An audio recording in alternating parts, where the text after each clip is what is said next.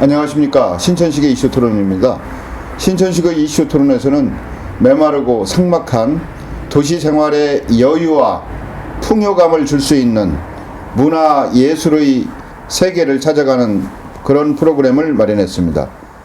특히 지역을 중심으로 열심히 창작 활동에 전념하고 있는 지역 출신, 지역 중심 활동을 하고 있는 문화 예술 인사들을 찾아가면서 그네들의 인생관과 작품 세계를 함께 관심 있게 지켜보는 그런 시간 마련했습니다. 오늘은 이 지역에서 활발하게 움직이고 있는 이재호 화백을 찾아서 이재호 화백의 인생사리와 작품 세계, 그리고 이재호 화백이 꿈꾸는 도시는 어떤 도시인가 여러 가지 한번 알아보겠습니다. 오늘 이 자리는 이재호 화백이 평소에 그림을 그리고 있는 화실입니다. 여기가 선화동 사거리죠? 구법원 앞에. 구법원 사거리. 뭐 여기 와 보니까 그야말로 평소 이재호 화백의 소탈하고 자유로운 성품을 그대로 증명할 수 있도록 여기저기 작품도 있고 도록도 있고 또 부신이 벼run이 뭐 다양한 그 화구들이 어떻게 보면 펼쳐져 있는데요. 여기서 작품 활동을 하신 지가 오래되신 걸로 아는데 몇 년부터 여기 계셨어요? 정확히 말하면 85년도부터 했습니다. 그러니까 대략 지금 32년째 하고 있어요. 오래되셨네요. 오래됐죠. 네, 85년이면 30년이 지나서 그 해가 내가 전임 발령이 나자마자 이쪽으로 오게 된 겁니다.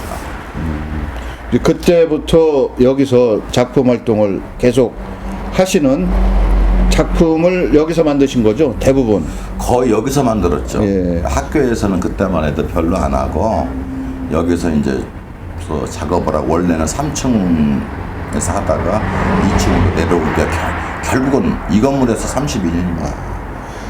제가 알고 있기로는 우리 이재호 화백의 그림 중에 주로 등장하는 그 주제가 네. 어떤 풍경이고 섬이고 바다고 뭐 이런 경우는 스케치 작업은 별도로 나가서 하고 들어와서 여기서 스케치를 기본으로 해서 그림을 완성하는 건가요? 어떻게 됩니까? 당연히 스케치 나가서 해야죠. 예. 왜냐면 제가 직장 생활 하다 보면은 여름방학이 제일 저한테 유용합니다. 왜냐면 겨울방학에는 입시 때문에 이 대학 저 대학 입시 채점하러 다니고 또 눈이라든가 이게 빙판지구에서 위험한데 그 이제 여름방학 때는 완벽한 그 후리한 내 시간이고 나만의 갖고 있는 소중한 공간이거든요. 그래서 여름방학 때 작품을 제일 많이 하게 됩니다. 그래서 내 그림이 전부 다 대부분 여름 풍경이 많게 된 것도 그 이유고요. 또 하나는 이제 그 여름에 바다 풍경이 많은 이유는 이 산에 가면은 거의 녹색이 다 장악하기 때문에 좀 변화 같은 게 없어요. 근데 바다로 나가면 바닷물 색깔, 모래 색깔, 또 밭, 섬, 기타 등등 여러 가지 색이 많기 때문에 아무래도 좀 이렇게 좀 다양성 있는 것이 이제 바다예죠. 그러다 보니까 이제 바다 쪽으로 많이 가게 되고, 그러다 보니까 우리나라에 섬이 이렇게 많구나, 또 알지 못하는 섬들이 저렇게 많으며, 제 작품에 거의 소도라고 한 이유가 섬을 솔직한 얘기가 못 외웠습니다. 아, 작은 일반성의 전형이 소도구만요. 예. 작은 섬. 작은 섬이라고 예. 하고, 우리나라 3,300개 섬 중에서 소도라는 섬은 딱 한 군데 있습니다. 그 안흥. 아, 특정화된 어떤 공간을 소도라고. 예. 그런 명칭으로 불립니까? 그 안흥 앞에 조그만 섬이 하나 있어요. 예. 그 섬 하나만 소도고, 예. 이게 나머지 작은 섬이라고 해서 그냥 내가 이제 그 소도라고 해서 작은 섬 이름을 한 건데, 아름답기는 우리말이 낫죠, 작은 섬. 근데 이 그 국제전 할 때 명칭을 작은 섬이라고 하면 다른 사람들이 모르잖아요, 다른 나라. 근데 한자권이 워낙 강하다 보니까 소도하면은 그 이름을 붙이기가, 그래서 내가 국제 교류하는 데에 편하고 또 그 여러 가지 이유 때문에 소도라는 타이틀을 이제 넣게 되는 겁니다. 아마 지금까지 내가 소도 그린 것이 한 180점 정도 되지 않나 생각돼요. 그 이제 우리 이재호 화백께서 그린 그림의 그 주제라고 할까? 일관된 주제 중에 하나가 자연이고 그 자연의 풍경이고 최근 들어서는 섬이 지금 말씀대로 빠지질 않는데 섬이 갖고 있는 어떤 의미가 있습니까? 제가 우리 이재호 화백의 그림을 볼 때마다 도시 생활에서는 느낄 수 없는 어떤 편안함, 그다음에 여유, 만족. 그래서 예술이 갖고 있는 기능 중에 하나가 치유의 기능, 영혼 정화의 기능이 있다고 하는데 그런 메시지를 강하게 받곤 해요. 제가 느낀 주관적인 건가는 몰라도. 아, 그런 이제 이유가 좀 있고요. 예. 이제 어떻게 보면 이게 내가 이 뭇에서 섬을 바라보는 것도 있고 때에 따라 섬에 들어가서 이 뭇을 바라보는 풍경이 있어요. 근데 보면 그 섬이 수백 년 생겼는데 나무는 20, 30년 전밖에 안 돼요. 그러면 그 나무를 베어다가 배를 만들고 다 했는데도 그 섬은 말이 없는 거죠. 그러면서 그 뭇이 변화하는 것을 수백 년 동안 다 봐왔거든요. 근데 섬에서 뭇을 보는 이 반경이 훨씬 넓습니다. 왜냐하면 인간들이 움직이는 거에 대해서. 근데 뭇에서 섬을 보게 되면 섬의 중점적으로 돼서 이 광활한 바다 넘어서까지는 직접 시각적으로는 이제 들어오지 않거든요. 그래서 이 섬 같은 경우는 보면은 몇 개 덩어리로 보여지지만 이 섬에서 육지를 볼 때는요, 삼라만상의 인간의 모든 나쁜 짓 한 것까지 다 보입니다. 쉬운 예로 어느 섬에 가면은요, 이 맨 아래층은 옛날 식당이니 뭐니 5, 60년 된 겁니다. 중간쯤 가면 약간 양옥집식으로 바뀌어집니다. 꼭대기는 뭘로 바뀐 줄 아십니까? 돈 많은 사람들이 펜션에 갖고서 그 풍경을 다 망치고 있거든요. 아, 섬이 고도별로, 높이별로 이렇게 차별화된 풍경이 있다. 아, 그러군요. 거기 어떻게 보면 자본주의적인 색채가 강하게 나타난다 말씀이시죠? 있는 사람들의 그 무모함, 우리 후손들한테 물려줘야 할 때 어찌 보면 언젠가는 그 사람들은 죄인 될 것 같아요. 그 우리 후손들한테 물려줄 것은 자연 그대로고 또 자연의 어떤 풍광이 얼마나 아름다운지를 그 사람들은 모르는 것 같아요. 그리고 우리나라가 사계절이라고 하는데 이 남해안 섬을 돌아다니면 한 8계절 정도가 됩니다. 왜 그러냐면요, 거기가 이제 옛날에는 좀 우리가 보리밥을 안 먹었죠. 요새는 이제 그 있는 사람들이 보리밥을 좋아하는 통에 섬에다가 보리를 심어요. 보리가 살짝 자랐을 때 이 섬에서 나오는 색깔, 또 보리가 약간 클 때 푸릇푸릇한 또 뭐랄까 나뭇잎이 자라는 거, 풀이 자라는 색깔, 보리가 완전히 자랐을 때 녹색이 진한 녹색 났을 때 연푸른색이 한 뭐 4, 5월 달에 나무 색깔, 또 보리가 노랗게 변했을 때 완벽하게 뭐랄까 실록이라고 하죠, 요 색깔.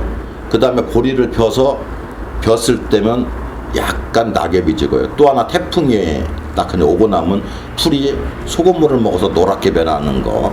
그 다음에 낙엽이 다 지고 났을 때에 이 낙엽이 지고 났을 때 하고 황토 색깔하고 조화. 그 다음에 눈이 내렸을 때의 또 다른 조화. 어찌 보면 섬에는 8계절이 아니라 10계절도 다 되거든요. 얼마나 많은 변화가 무쌍한지. 똑같은 장소에 똑같이 가도 그림은 전혀 틀리고, 또 똑같은 장소에 똑같은 대상을 봐도 마음이 틀려지는 게 섬들이거든요. 동양의 자연관하고 서양의 자연관하고 차이가 있다고들 얘기하지 않습니까? 서양은 자연을 우리가 착취하고 수탈할 수 있는 어떤 대상으로서 생각하죠. 이렇게 보면 이기적인 발상이라고 할 수가 있습니다만, 동양적인 자연관은 자연 속에서 우리가 더불어 함께, 자연은 무한하고 인간은 유한하다는 한계까지도 느껴서 무한한 배려와 관용과 수용, 뭐 이런 것을 많은 분들이 얘기하고 있어요. 그래서 우리 이 교수가 담아내려고 했던 작품 속에서 어떤 주제도 바로 그런 부분이 아닐까. 자연이 주는 덕목, 편안과 여유, 뭐 이런 거 아닐까 싶어요. 그 서양 분들은 아마 미국의 서부 개척사 같은 어떤 인본주의 그런 것 때문에 그 순수 이게 풍경화로 한 작품들은 그게 많은 건 아닙니다. 그렇지만 이 그 동양은요, 사람보다는 자연 그 자체로 그린 그림들이 대부분이었거든요. 그건 뭐냐면 사람을 하나의 자연으로 봤다는 거죠. 그러고 사람이 그 자연 속에 묻혀 있는 거지 사람이 자연을 지배한다거나 관리하는 일은 없거든요. 그러니까 이 동양의 그 기본 정신은 자연주의고 자연관이거든요. 그리고 자연에 순응하고. 그러니까 우리가 이제 저도 이렇게 스케치 갈 때 보면 저녁 노을을 봅니다. 저녁 노을에 붉게 물들면 다음날 틀림없이 날이 화창합니다. 그런 거 보면서도 스케치 되거든요. 근데 이런 것은 옛날에 농사 짓는 분들 다 깨우친 분들이고 또 약간 그 허리가 아프다거나 뭐 하면 아 내일 비 오겠네. 이건 뭐냐면 자연하고 같이 살아갔다는 것들이거든요. 이것을 지금 시대 사람들이 더더욱 깊이 들어가야 되지 않나 난 들어가야만 되지 않나 이런 생각이 듭니다. 그림을 하시게 된 그 어떤 결정적인 이유가 있었던지 아니면 그림을 여태까지 하면서 얻게 된 만족감이나 보람 같은 것을 언제부터 알게 되셨는지 뭐 이런 얘기를 한번 여쭤보고 싶네요. 아마 제가 어려서부터 공부는 안 하고 맨 노트에다가 만화라든가 이런 걸 많이 그렸습니다. 그리고 초등학교 때 실기대회는 뽑혀나가서 많이 했고요. 중학교 때 선생님께서 미술반 들으라고도 했고 고등학교 때도 선생님이 미술반을 들으라고 했는데 집에서 못하게 했던 거죠. 왜냐면 외아들이다 보니까 굶어 죽는 줄 알고 안 시켰던 겁니다. 그때는 다 그랬죠. 네, 한쟁이 뭐 이렇게 네. 쟁이라고 했으니까. 그러다 보니까 이제 나중에 대학에 들어가서 내가 그림을 그리면서 그 부모님들이 또 완전 이렇게 180도 뒤바뀌어서 적극적으로 후원하시더라고요. 그 누나나 매형들까지.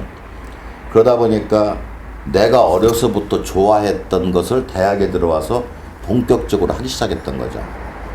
그러다 보니까 이 학교 대학 생활이 즐거웠던 거예요. 그리고 또 하나는 내 주변에 가까운 사람은 전부 다 서양화 전공입니다. 근데 나도 친구 따라 강남 간다고 서양화 전공하려고 했는데 지금 작고하신 분이 계셔요. 그 김수평 교수님이라고. 그리고 지금 현재 제 이제 스승이신 김세영 교수님하고 두 분이서 무슨 미략이 있었나 봐요. 제가 저 서양화 전공 딱 하니까 자네는 한국 동양화 하게 하고서 그 당시 학과장님이 일방적으로 네, 일방적 동양화를 하시고서 그냥 문 서랍 채우고 나가시는 거예요. 그래서 나는 그때 속으로 에이, 학교에서 동양화 하고 이제 뭐 작업실에서 이제 유화하지 했는데 전공이란 게 어느 정도 무섭냐면은요. 딱 들어가니까 유화 오일 칼라라는 것을 만질 시간이 없어지는 거예요.